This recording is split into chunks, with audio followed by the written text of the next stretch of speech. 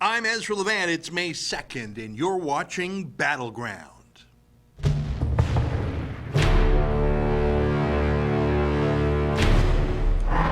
Well, hello and welcome back. We are running a trial run all week. We're calling it Battleground. It's using the new Super Chat function on YouTube. It's fun. I like saying the word Super Chat.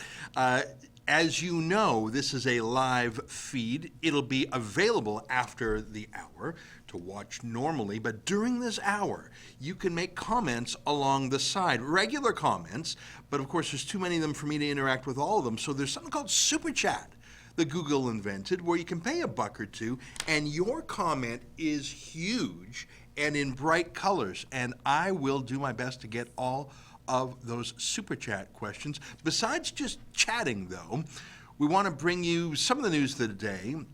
As you may know, every day at 8 p.m. Eastern Time, I have a show called The Ezra Levant Show. That's behind our paywall, and it's for loyal subscribers, many of whom have been with us for years. We're trying to reach out to our YouTube subscribers who haven't yet done that, and maybe they like the format of YouTube, maybe they just like the fun of it.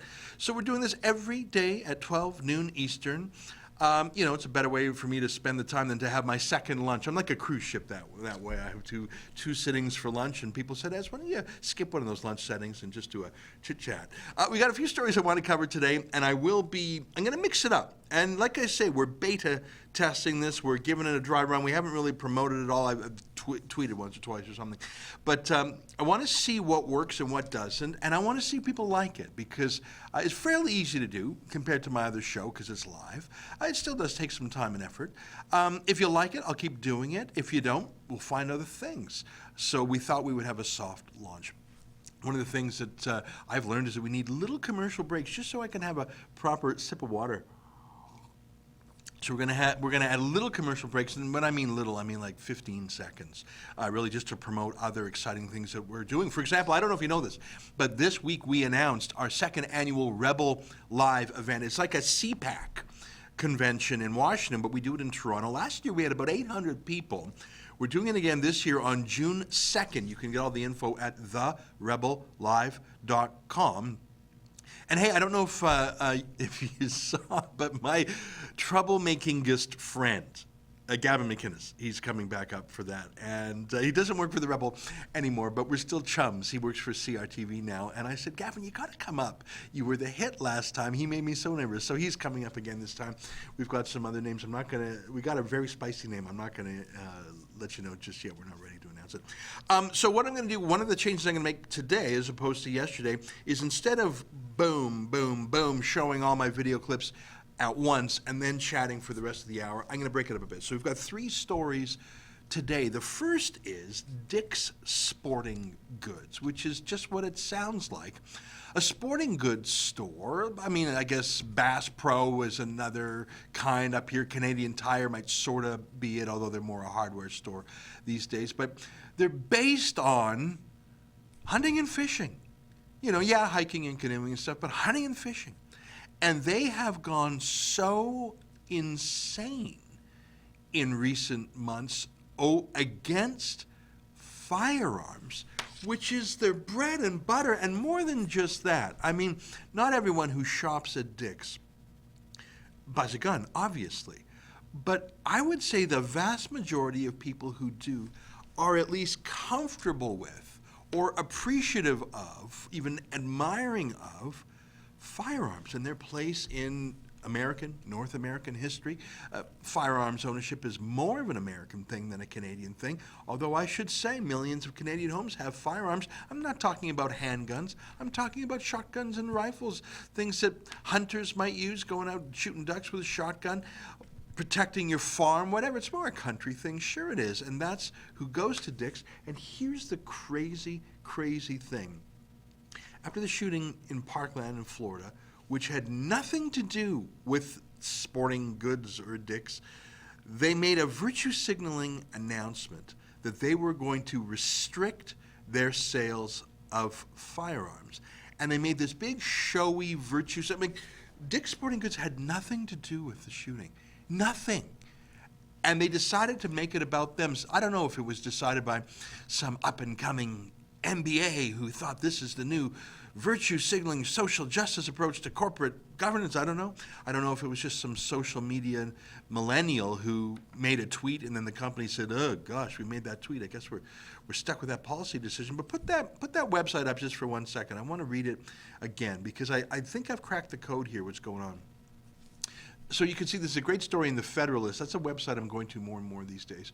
Dick's Sporting Goods hired 3 gun control lobbyists in April. So let me explain. They're not just saying, hey guys, we're going to change our policies for selling guns. And you know what? They're a private business that can change the policy. I think it's really dumb. I mean, what's next? For them to cave into PETA, People for the Ethical Treatment of Animals, and say, we're not going to sell fishing rods anymore because for every fishing rod sold, a fish has to die if you're any good at fishing. So it's one thing for them to make a dumb, counterintuitive business decision that is contrary to their own interests and contrary to the aesthetics and interests and activities of their own customers. That's weird. That would be like Ford saying, well, we're not going to sell big cars anymore because there was a bad car accident. Okay, that's really weird. But look what they've done now. Now they don't just want to regulate themselves, which is their business. I think it's a dumb decision, but it's their business. Now they have hired 3 lobbyists to press to limit other people. Now, by the way, in the United States, the Second Amendment is a fundamental part of the Bill of Rights. It is a civil right. The NRA properly calls itself America's oldest civil rights organization. And by the way, one of the early users and beneficiaries of the Second Amendment in the NRA were blacks who could not rely on the state to protect themselves. They relied on private firearms ownership. That's another story. My story today is, it's one thing for Dick's Sporting Goods to say we're going to do something really weird. It would be like Kentucky Fried Chicken going vegetarian. It'd be like Kentucky Fried Chicken saying we're against killing chickens. It's inhumane. We're going to have vegan. We're going to have vegan drumsticks. I mean, if you want to do that, if you want to destroy decades of brand value and reputation and just weird out your customer base, fill your boots.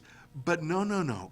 It would be as if KFC decided to go vegan, have just tofu drumsticks, but then hired 3 lobbyists to lobby to make other fast food chains go vegan too. And I know you think that's a crazy analogy, but it's actually the light bulb moment for me. Why would Dick's actually hire lobbyists to spread their anti-gun message? Well, I think I know, and you tell me what you think of this. I think it's because they harmed themselves so brutally. They screwed themselves so royally, and they're too stubborn to admit it, so they're saying, well, if we can't sell guns like we used to because we're in this weird social justice rut, how are we going to compete with the guys who still do? Oh, I know. Let's ban their right to sell guns. I think it's a competitive move. I think they made such a dumb business decision and they're unwilling to back down. So if they can hobble their competitors and make their competitors follow the same stupid business decision, but not by willfully choosing it because their competitors are smarter than that, but by having the state crack down on them through restrictions on firearms rights, that's their plan here. It would be like, to use my KFC analogy, if KFC, and erased all memory of Colonel Sanders and had like some human banana as their mascot, saying, shoot, we have screwed ourselves so royally, now we have to hire lobbyists to take on Chick-fil-A and Swiss Chalet and other, chicken restaurants because we have screwed ourselves so badly by going vegan. The only way out of this, other than swallowing our pride, is to drive Chick-fil-A out of business and KFC and other KFC chicken competitors out of business. That's my theory. What do you think of that? They're doubling down, they're tripling down, and they're turning a one-day dumb decision into their legacy. I look forward to seeing their next earnings report. I cannot imagine that this would not backfire. What self-respecting sportsman, angler, and I'm not even talking about hunters, what self-respecting outdoorsman would say, yeah, man, I think the right answer here is to turn a stupid tweet into not just a company-wide policy, but to reform the U.S. Bill of Rights. Oh, my God. All right, you know what? I want to jump into my second story. I'm also going to talk about Roseanne. She was doing great. She went on Jimmy Fallon, and it was actually really good TV because it was so different from the tripe that's normally on that show. I'm going to show you that in a minute, not right now. And I'm going to play the video of Kanye West going to TMZ, which I really liked, and I'll tell you why. But first, I'm going to do what I said I would do, and instead of just pushing all the stories out, let me look at the chat. Let me look at the comments and key off of those. Let me just remind you how the Super Chat works. Anyone can make a comment for free. As you can see, things are going full tilt on that. But if you want to make a Super Chat comment, it's $2, $5. Yesterday, someone put in $50, which was amazing. And that just makes your comment really bright, and it sticks it to the top there for a period of time that's actually related to the amount of dough you put in. And why would you do that? You would do that if you want me to for sure see your tweet and have everyone else see it. But listen, we're 100% viewer supported, so it actually helps us out too. As you probably know, YouTube and other social media are restricting and demonetizing conservative news sites. I mean, it's not just us. Obviously, it's everyone from Phil DeFranco, who's not even that conservative, really. Paul Joseph Watson, ask any conservative on YouTube, and they will tell you that YouTube has demonetized them. So this is a small replacement for that. And it helps us. And it could be a way for you to support us in particular. By the way, if you haven't done it already, make sure you click subscribe and click that little bell icon to make sure you get notifications when there's a new video up. And I know we have a lot. We put up, 10 videos a day from our different contributors, but that's another way to spread the word. All right, let me go to the chat, and then I'll come back to Roseanne on Jimmy Fallon. Michelle Wolf has a face for radio and a voice for the for the deaf. You are so right. And you know what? I mean, you're talking about the comedian who was at the White House Correspondents' Dinner, and we did, I think we did our first show on that. I had about 4 or 5 clips. You are right. And normally, someone as homely as myself would not throw stones from glass houses at someone's looks. But that's what she was doing. Don't you think there's a special exception?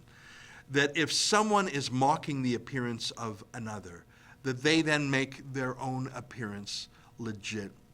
And as I said on, I think it was on Monday's show, when I Googled this Michelle Fox, and I had never encountered her before, I watched an awful, cringy segment she did on Seth Meyers where she dressed up as adult Annie, like the little orphan Annie growing up.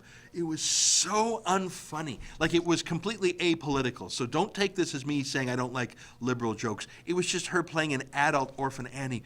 It was just unfunny. The only thing funny is that voice, and it's a shtick. Listen, Gilbert Gottfried, you know who I'm talking about? The guy who did the Aflac. He talks like this. You know, Gilbert Gottfried. He talks like this. And it's funny because it's a shtick, but it's funny because he tells outrageous jokes that way, and he leans on that voice. Like, you can find it online. I'm sorry, I'm going on a bit of a Gilbert Gottfried tangent, but my point is, I'm not against someone because they have a goofy voice. Gilbert Gottfried has the most outrageous voice, and there's this fun, I think it was a College Humor or Funny or Die video of him reading passages from 50 Shades of Grey in that harsh New York Jewish accent.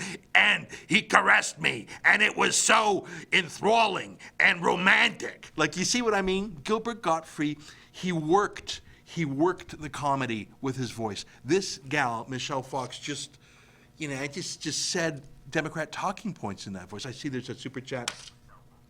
I'm sorry, I'm Michelle Wolf. I've been getting her name wrong. I see Keith McIntosh has chipped in 200 Mexican pesos, I presume. Thanks very much, Keith. I don't see a comment under there, but if you make one, I'll come back. Sorry, I was getting my name wrong there. Michelle Wolf, the name is so forgettable. Her comedy is forgettable. All that's left is the residue of her hate. And my point is, unfunny even when she's not political. You can be funny with a goofy face and a goofy voice. Gilbert Gottfried proves it. You can be a funny comedian. There are hilarious women comedians who are not traditionally gorgeous, in terms of like modeling pretty. But when she's going after Sarah Huckabee Sanders, I think it's fair to say, sister, you're 32, you look 52, and your voice could raise the dead. All right, let me go back to the comments. Annette Lang says Savage called the event the outhouse. Yeah, I mean, listen, I'm not against dirty humor. I mean, if anyone who likes Chris Rock, or if you're old school like me, Eddie Murphy, if you see some of his early stuff, I mean, it was brutal, but it was funny. The profanity was like an exclamation point at the end of a funny sentence. It wasn't all there was. I'm a fan of profanity. You know, I used to be chummy with Rex Murphy a little bit back in the day, and I've never met a human being with a larger vocabulary than Rex. Did you know he was an editor of a dictionary, the Newfoundland Dictionary? It's a real thick book. He actually owns a full copy of the Oxford English Dictionary. The largest vocabulary of any human I know, even larger than Conrad Black's. And Rex Murphy uses profanity, and I was thinking, well, why would a man who has such an enormous vocabulary, a Rhodes Scholar, use profanity? Well, the reason is profanity exists for a purpose. It's punctuation. It's emphasis. It's an exclamation point. You say the F word, you say profane words to make a point that you're not choosing pretty words. And that's the thing about a great Chris Rock joke, a great Eddie Murphy joke. That's even the thing about profanity in rap, I think. It's punctuation. It's an exclamation point. It cannot substitute for all the words that come before the exclamation point. If you just get out there and shovel steaming heaps of abuse at someone without the funny part, it doesn't work that way. It's a whole comedy genre. Abusive. I mean, taking on a heckler. That's a whole thing. But there's got to be a funny underneath it. You know what I mean? All right. I want to recognize another Super Chat comment from Blue Mazer. Again, I don't see a comment associated with your Super Chat payment there, but if you make one, I'll keep an eye peeled and I'll read it. I'm going to take a couple more comments, and then I'm going to go to Roseanne on Jimmy Fallon. I've really come to like Roseanne, and I'll talk about her in a minute. Suzanne F., our culture is too vulgar. F-bombs dropped everywhere. Well, that's another thing about exclamation points, right? If you write every single sentence with an exclamation point after it, it's like those people who write things in all caps. You can do that a little bit for effect, but if you do every single sentence with an exclamation point after it, it doesn't work anymore. It doesn't serve as an exclamation. When you're shouting everything, shouting no longer is emphatic. And so I would agree with you that if everything is profane, it's lost its edge, and then then that's just the new normal. And I think there is a place for manners and customs, and I think we should be able to swear and even occasionally be obscene to make a dramatic point, but we don't want to do that all the time. Okay, back to the chat. El Chepacabra, I remember you from yesterday. Roll on the floor, another Southwest airline plane window broke during flight. Laugh out loud. Well, yeah, that's dramatic. Blue Mazer says, peace and my brothers and sisters. Well, that's very nice of you to say that, Blue Mazer. Jeff Kavanaugh says, Ezra, are you ever going to make it out to the Maritimes? We could really use you. Hey, thanks for asking that. I used to be able to get out to the Maritimes more often. In fact, I actually spent some time in Newfoundland, which was so wonderful. And I would say to my fellow Canadians, it's a bit of a schlep to get out there because the airlines make it so expensive to go to St. John's. But boy, is it worth it. And if you can take a week and travel around that amazing province, get out of the city. I mean, St. John's is just a feast for the eyes. It's so gorgeous, the houses and the museums and the history. But get out of the city, go out to the outports, go out in the country. You're going to have to do it B&B style because there's not a lot of big hotels there. But that's what half the fun is, staying with families. And boy, they'll talk your ear off. But that's what you remember. It's been years since I've really spent time out there. But I remember the friendliness. I think they're the friendliest Canadians, and I think without dispute they've got the biggest sense of humor. You're stuck on a rock with each other for 400 years. You got to tell jokes to survive. All right. I'm going to take a couple more comments, and then I'll go to the second part. Kifo Jackson said, do you think Wolf was auditioning for an anti-Trump job on a crappy show? Very thoughtful, very clever, because, of course, she does have a show coming up. Is it on Netflix or HBO? And there's no way she didn't game this and think about it. And you're right. What disgusted Middle America and what embarrassed some other mainstream journalists is just catnip. I mean, she is the latest cause celeb of the hard left, of the resistance. And, of course, that dominates Hollywood. So what appalled Middle America and embarrassed her fellow White House Correspondents' Dinner attendees got her surely 10 meetings with studio execs in Hollywood. Do you doubt it? She didn't go as far as Kathy Griffin. You remember when she held up the image of a fake severed head of Donald Trump? She didn't go quite that far, but she went far enough to make her allegiances known. My answer to you is yes. That's a very thoughtful observation. She will not be poorer because of this. She will be richer. She was you know, I don't think most Americans had heard of her. Her appearances that I could find on the internet on shows were pitiful. This made her. You're exactly right. I'm going to take one more comment, then I'll go on to, speaking of Hollywood, I'll talk about Roseanne, who's just tearing it up there. Suzanne F., the chat needs moderation. Seriously, I don't donate to the Rebel to anti-Semitic nonsense.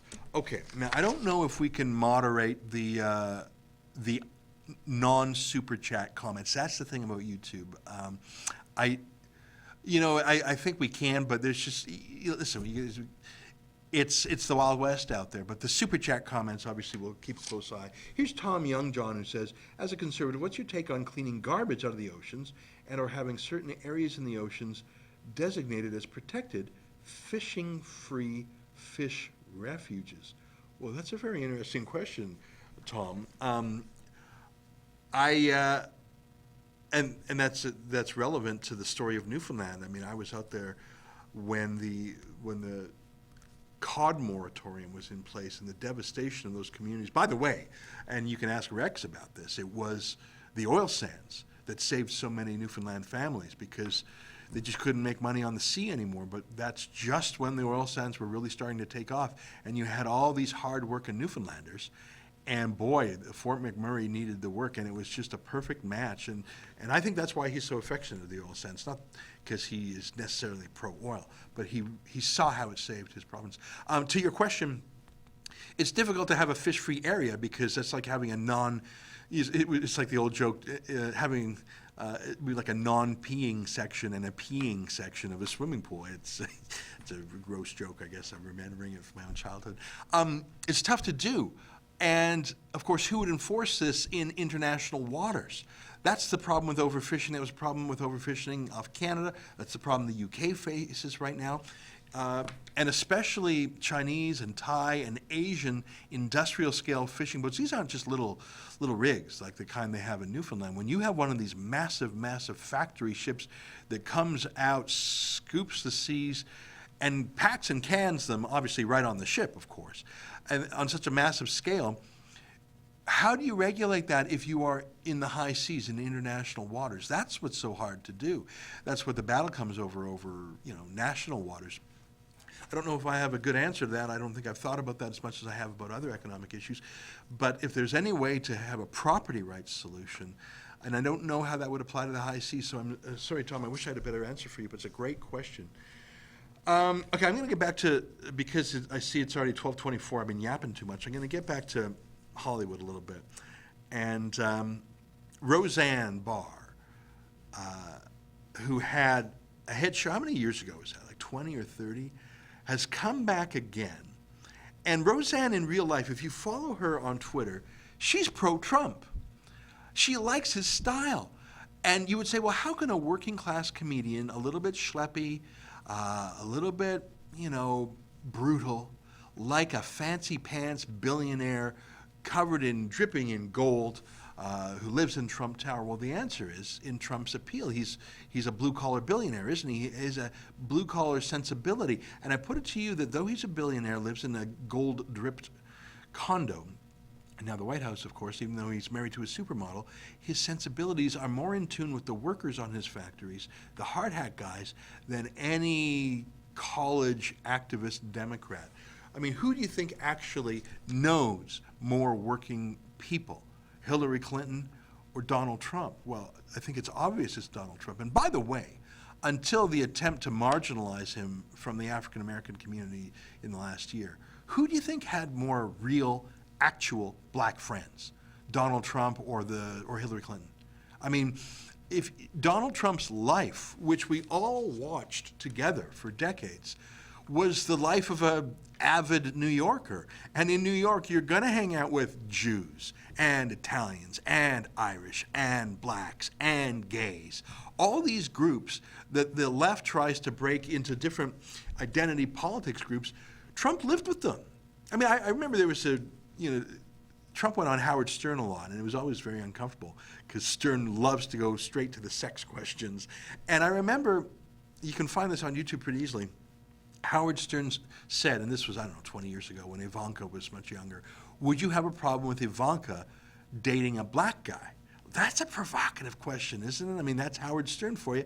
And Trump, without missing a beat, said, absolutely not. I don't have a problem at all. And I believe that, by the way, because I believe if you look at who Trump's real friends are, if you look at the people who actually hung out with and worked with, not just in a tokenistic way, but teamed up with, partnered with, it was without regard to race. And as you may know, Trump brought lawsuits to integrate whites only, no Jews allowed country clubs.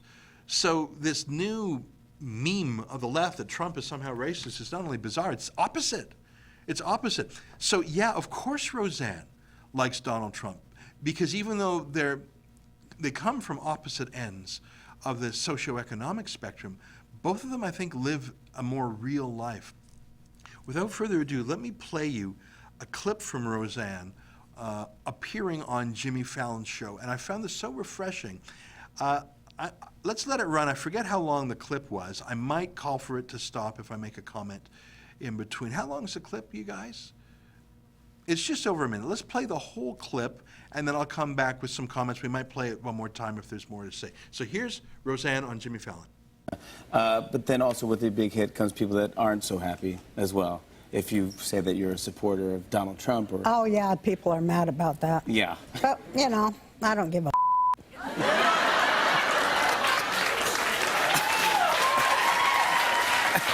Yeah. I mean, is that how you deal with it? Everybody had to choose for themselves, according to their own conscience, who they thought was the lesser of two evils.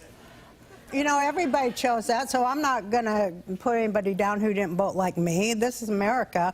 It's a free country, and, when you weigh it all together, I just felt like we needed a whole new thing, all the way, bottom to top. Yeah, and you changed it up. I mean, but you're now doing stand-up again, right? Well, there you have it. I was just looking at my computer while that was running. I see Keith McIntosh, your question. I'm going to come back to your question in a second, Keith. It's about I'm just going to read it now, but I'm going to come back to it in a minute. I want to get back to this clip we just showed. The question by Keith is, what's your preference? Support for Andrew Scheer and be stuck with liberal light, or sit on the sidelines, wait for Trudeau butts to cause massive damage, and then go hard with Bernier in 2023? I'll come back to you, Keith, in a moment, but let me just first finish up this Roseanne thing. First of all, and I watched that whole interview, and Roseanne, the thing about Roseanne is she's very un-Hollywood. She really was a regular mom. She was not a showbiz type gal when she got into comedy. So she wasn't someone who was a lifer in the industry, and she retains that outsider status. And in fact, the rest of the interview, which was interesting, she talked about how she was invited on the Johnny Carson show because she had some jokes. She was so nervous, and Johnny Carson beckoned her over to come sit on the chair and talk, which is your big break in comedy, and she was so scared she ran away. And later on, I mean, it's just such a touching story of a real-life human. So different. And my first takeaway from that little interrogation by Jimmy Fallon was how it doesn't work on her. How the sneering, elitist, mean girls shtick doesn't work on Roseanne.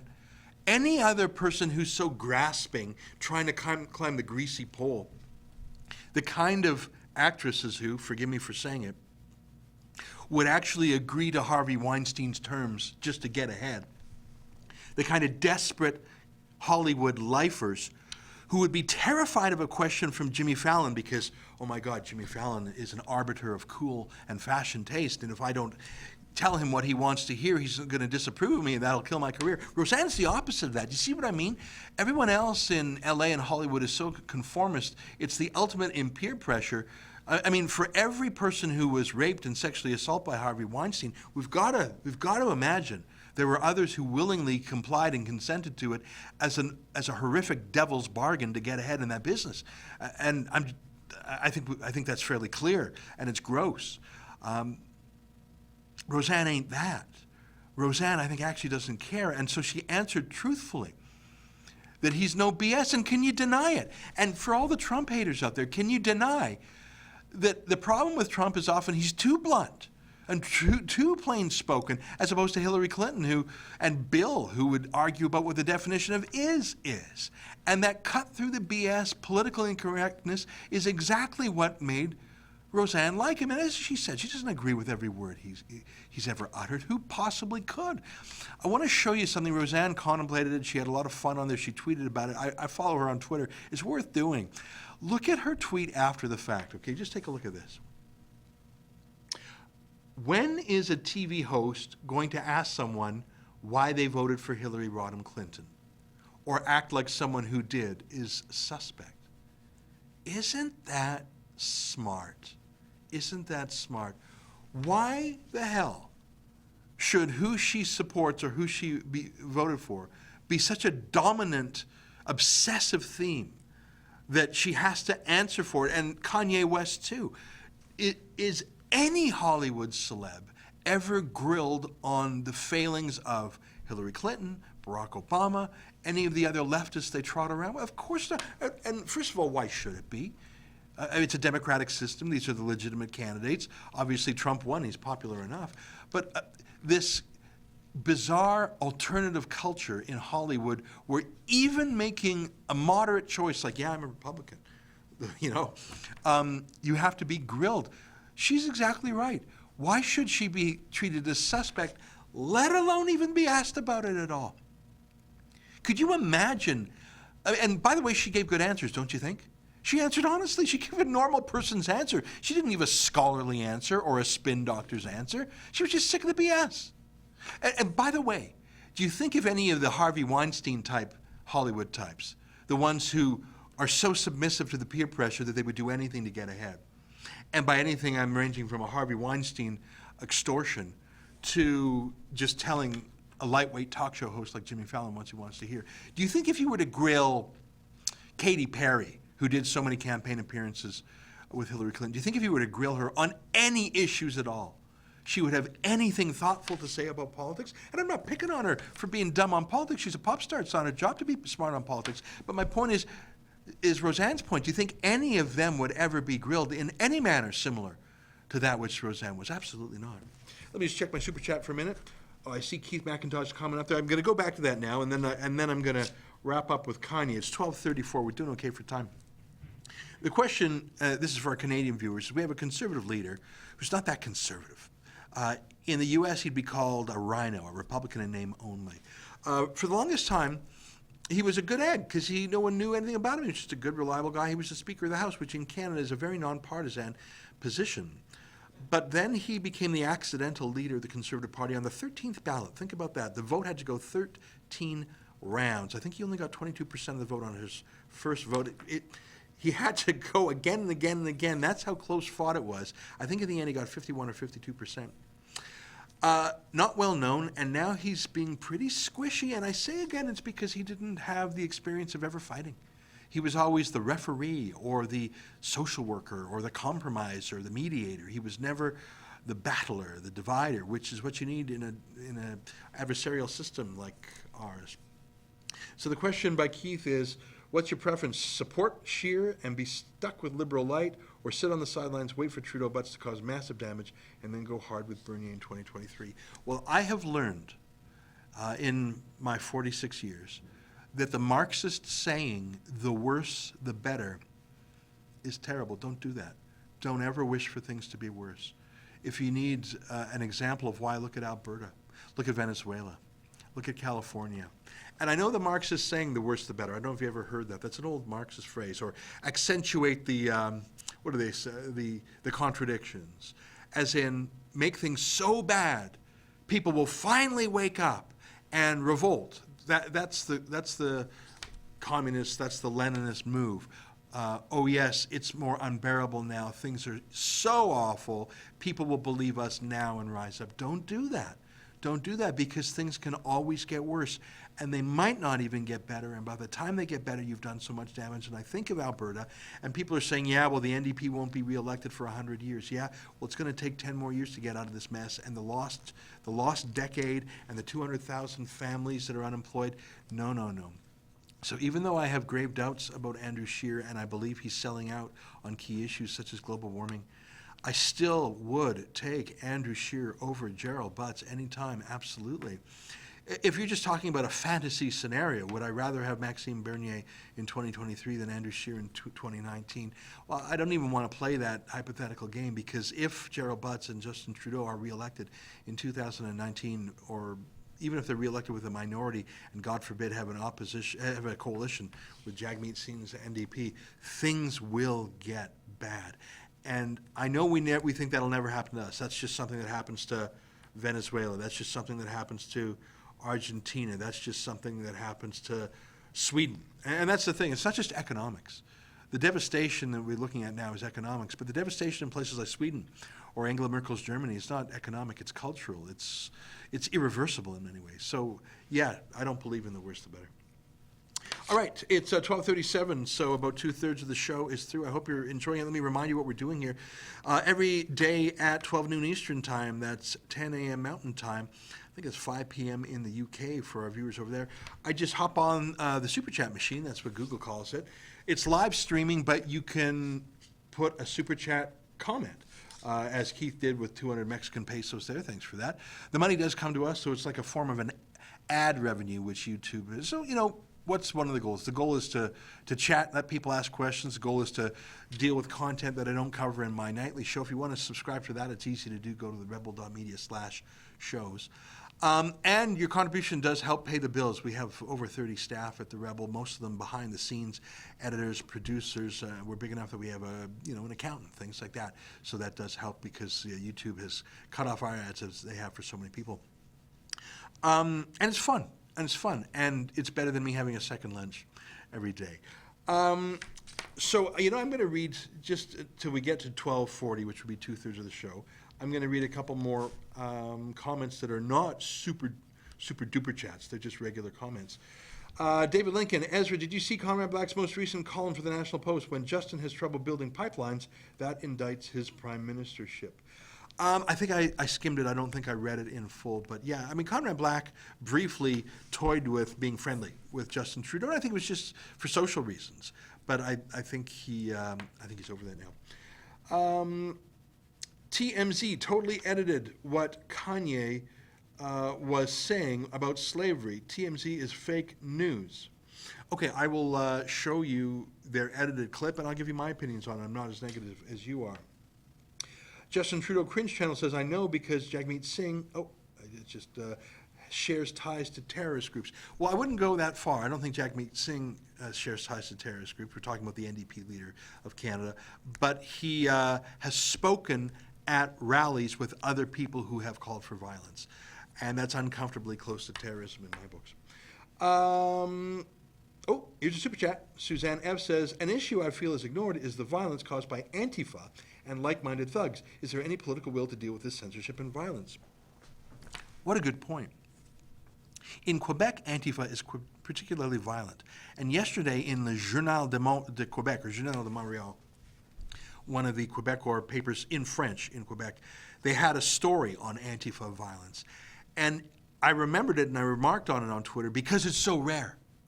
If you type into Google News the word alt-right, and you type in alt-left, you're going to get 1,000 hits to alt-right compared to, I don't even think the word alt-left is used.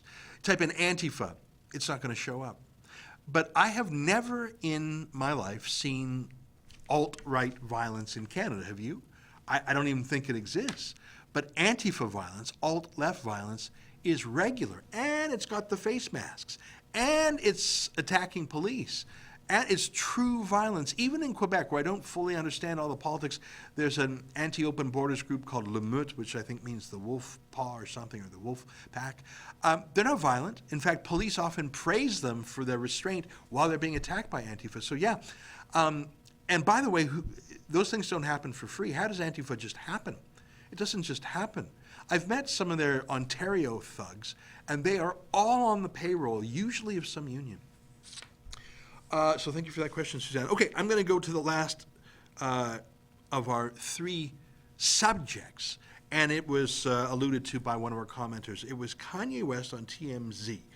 Before we throw to the clip, let me just set it up. As you know, Kanye has just been on a vision quest. He's been exploring ideas, and my God, that's dangerous, isn't it? I mean, he might actually break the ideas cartel that the Democratic Party tells Black Americans, which is you must vote Democrat, which is quite something when you think about it. I mean, in the Civil War, the Democrats were the party of slavery. The Republicans were the party of abolition.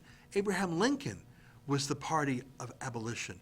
The first black senators in the United States Congress were not Democrat, they were Republican.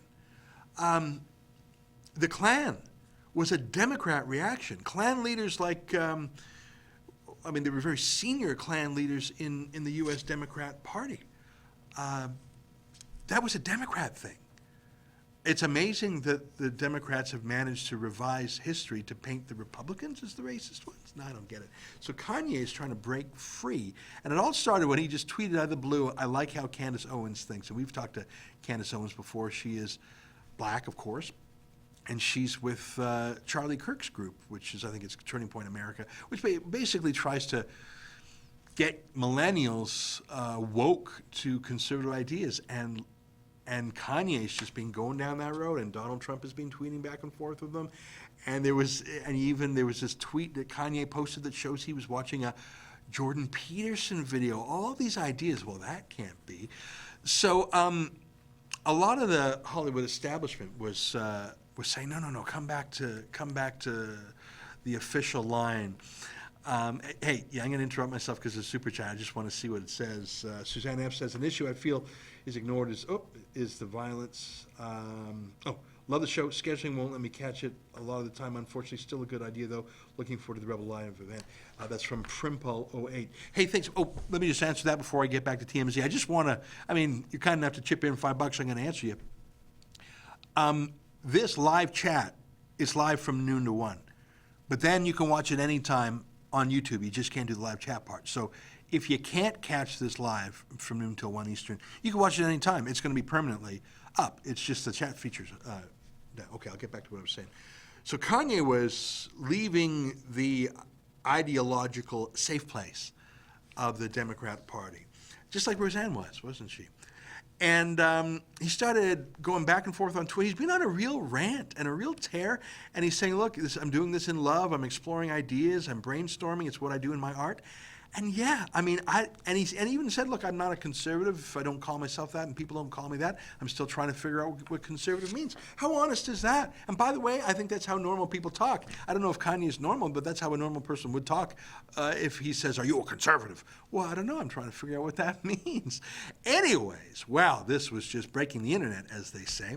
And so he went down to TMZ, which is, of course, the leader in gossip journalism in Hollywood, and he went into the studio, and they had an edited version of what happened, and the commenter earlier said that they thought it was unfairly edited. Maybe it was, but what appeared, I think, was fairly balanced. They let Kanye have his say, and then there was a black staffer at TMZ who really spoke back, and I think it was important to show that because Kanye is riling up the Democrat political establishment. I think it was fair to show that feedback, and it was sort of interesting, Kanye's response to that. I see there's another super chat comment. The Liberal Party Canada are treasonous traitors. That's by Dirt Doctor. Thank you for that comment. I think that there's some truth. I wouldn't go as far as to say they're actual treasonous, but I agree with you. Anyway, without further ado, let me show you the clip. How long is the clip of Kanye at TMZ? It's not that. It's 3 minutes. I might interrupt it if I want to say something in between, but I think I'm going to let it go for 3 minutes so you see the whole arc of thing. He has a rant, he's asked some questions, then there's a staffer who pushes back, and then he goes over to sort of commiserate. I think it was actually nice, nicely done. So I disagree with the viewer who said it was a hack job on Kanye. I think it was actually very, I'm not going to say scripted, but I think they probably negotiated that it would be fair. You tell me. Let's take a look at it. I might stop it, but I might run this all the way through for 3 minutes. Take a look. I don't think people necessarily understand what happened last week with the Make America Great Again hat. What are you trying to do with the message you're sending? Well, it was really just my subconscious. It was a feeling I had, you know, like people were taught how to think, we're taught how to feel. We don't know how to think for ourselves. We don't know how to feel for ourselves. People say feel free, but they don't really want us to feel free. And I felt a freedom in, first of all, just doing something that everybody tells you not to do. I just love Trump. That's my boy. Like, you know, it's like so many rappers, you'll look at a video of Snoop Dogg loving Trump, but then he get in the office and now they don't love him. Like, Trump is one of rap's favorite people, right? But we talk about this, that before he was elected president, people in hip hop, it was an in thing to put Donald Trump in your rhyme somewhere. And by the way, I am in hip hop, but I'm not just in hip hop. I'm a black person in the black community, but I'm not just that. I feel like one thing is people try to minimize me to artists, hip hop, black community. Yeah, I'm always gonna represent that, but I also represent the world. When you hear about slavery for 400 years, that sounds like a choice. Like, you was there for 400 years and it's all of y'all? You know, like, it's like we're mentally in prison. I like the word prison because slavery goes too direct to the idea of blacks. It's like slavery, Holocaust Jews, slavery is blacks. So prison is something that unites us as one race, blacks and whites being one race, that we're the human race. Do you feel that I'm feeling, do you feel that I'm being free and I'm thinking free? I actually don't think you're thinking anything. I think what you're doing right now is actually the absence of thought. And the reason why I feel like that is because Kanye, you're entitled to your opinion. You're entitled to believe whatever you want. But there is fact and real world, real life consequence behind everything that you just said. And while you are making music and being an artist and living the life that you've earned by being a genius, the rest of us in society have to deal with these threats to our lives. We have to deal with the marginalization that has come from the 400 years of slavery that you said for our people was a choice. Frankly, I'm disappointed, I'm appalled, and brother, I am unbelievably hurt by the fact that you have morphed into something, to me, that's not real. Bro, you gotta be responsible, man. Bro, I'm sorry I hurt you. You gotta be responsible, dog. I'm sorry I hurt you, bro. Bro, your voice is too big. You got. Yeah, you know, I don't think that was an unfair edit. I think that that was actually, I mean, if TMZ was trying to show both sides of the story, which is so rare in journalism and rarer still in Hollywood. But look, Harvey, I forget his last name, the boss of, I think his name is Harvey, the boss of TMZ, he knows that Mr. Kardashian is the biggest thing, and this is the biggest discussion, and it goes to the heart of things. And Kanye's really breaking the ice here that hasn't been broken before, and he's really the first guy big enough to do it. Candace Owens is a very bright, young activist, and I've had the pleasure of meeting her. She's no Kanye West. She doesn't have the status and the track record and the profile and the followers and the attention. Frankly, I would bet that most people who have listened to Candace Owens until the last week were white guys. Kanye does have a large, genuine connection to the black community, 90+% of whom are Democrats. So Harvey, I forget his last name, not Weinstein, but the guy who runs TMZ. Levant is his name, that's right. Another Harvey. I think he did a good job. I think he did a good job.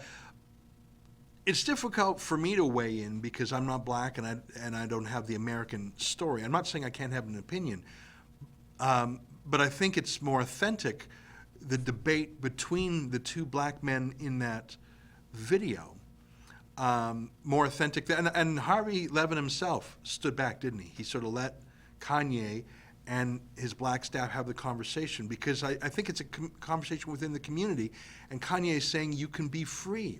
Or as one of Kanye's peers said before he was forced to retract, blacks don't have to vote for Democrats. Now, let me show a tweet that Kanye posted to clarify the 400 years comment. Put this up. The reason why I brought up the 400 years point is because we can't be mentally imprisoned for another 400 years. We need free thought now. Even the statement was an example of free thought. It was just an idea. I think that's right. But there's another thing, and I saw a commenter, I forget who it was who said this, that other black man who spoke, who debated Kanye, and Kanye came over, I thought, very personally and with an open heart. I thought it was actually very nice for a star to come over and say, "I'm sorry I hurt you, bro," or whatever he said there. I presume it was a staffer at TMZ. I'm going to guess he was 30 or so, maybe around there. So he was born, you know, in the 80s or whatever, maybe even in the 90s, and has lived the last 8 years under a black president. Has had a great life with very few barriers based on race, for example. And yet he was defining his outlook based on a dark and long chapter of black American history, slavery. And I think that's Kanye West's point is, are you trapped by the past or are you looking to the future? And I mean, I'm a Jew, and the Jews have been kicked out of just about every place. The Jews were expelled from the United Kingdom in the 12th century. The Jews were kicked out of Spain in the 15th century. The Jews were extirpated from Europe in the 20th century. And Jews do talk about the Holocaust, and the Jewish holiday of Passover is a remembrance of when the Pharaoh took a run at the Jews, and Purim is another when the Persians took a run at the Jews. Yeah, but at least speaking as a Jew, I wouldn't want every single thing I do and say to be rooted in the starting point of, well, my people have been harmed in Poland, in Ukraine, in all the, like, I think that's what Kanye means about being trapped in the past. And again, this is, I think, a conversation that has to happen within the black community because it's about liberating the black community from, as Candace Owens would say, the Democrat taskmasters. And one of the most frustrating but revealing things about the last 10 days of this is how it's white liberals who have, in the main, told Kanye to shut up. Isn't that interesting?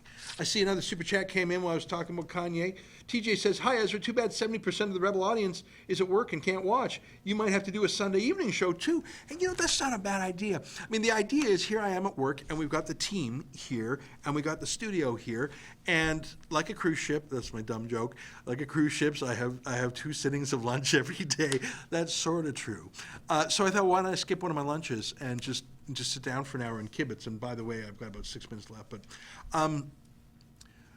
so yeah, you know, maybe I should do it in an hour because, of course, it's like protests, right? If you see a protest during the day, you know it's a left-wing protest because right-wingers are working.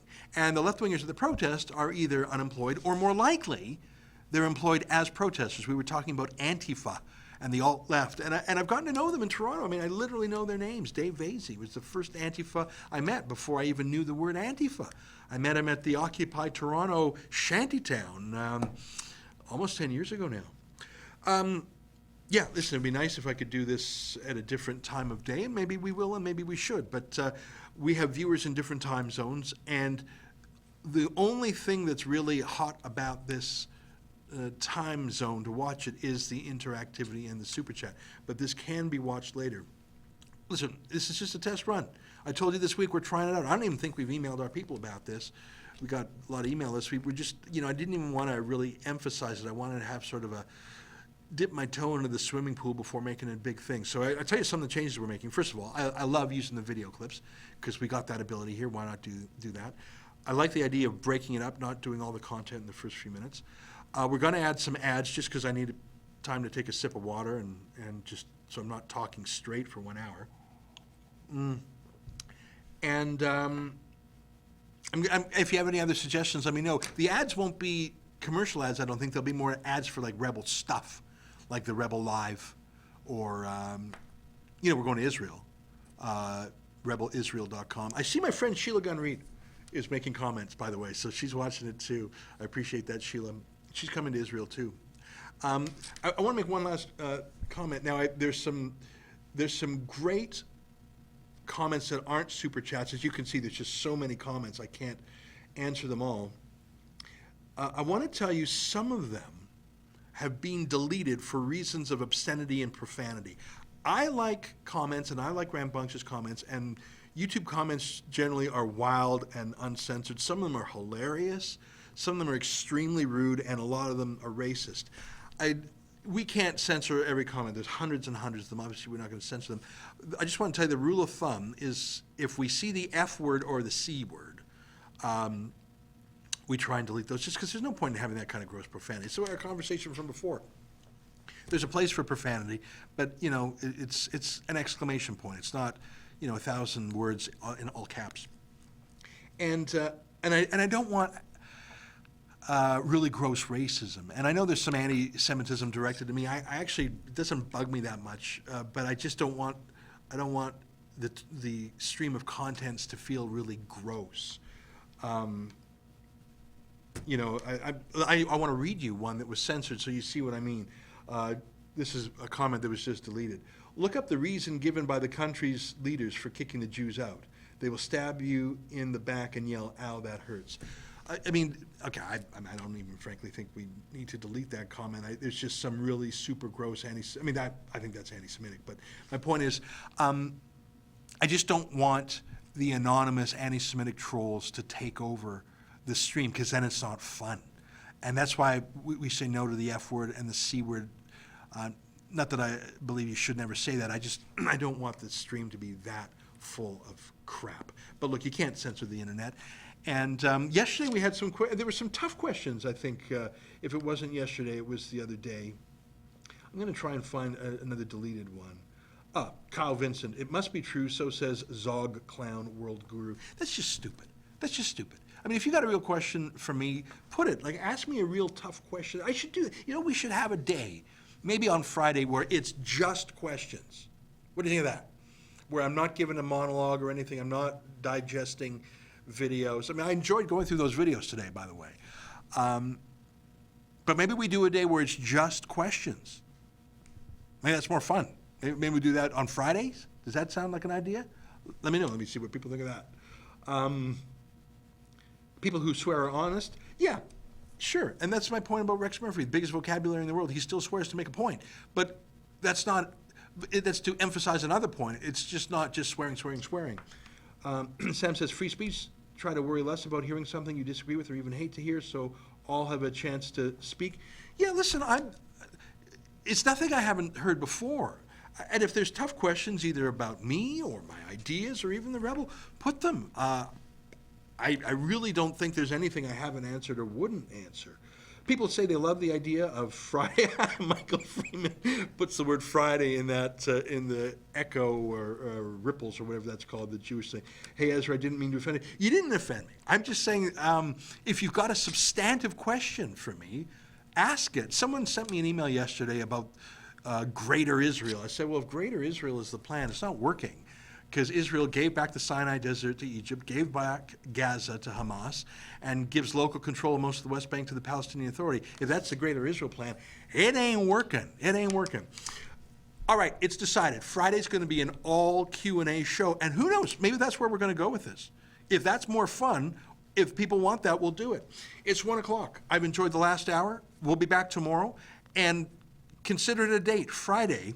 We won't have monologues or rants or videos. It'll just be Q&A. And I'll take the tough one. I'm not afraid of questions. My point about deleting comments, I just don't want it to become an obscene, super gross thing.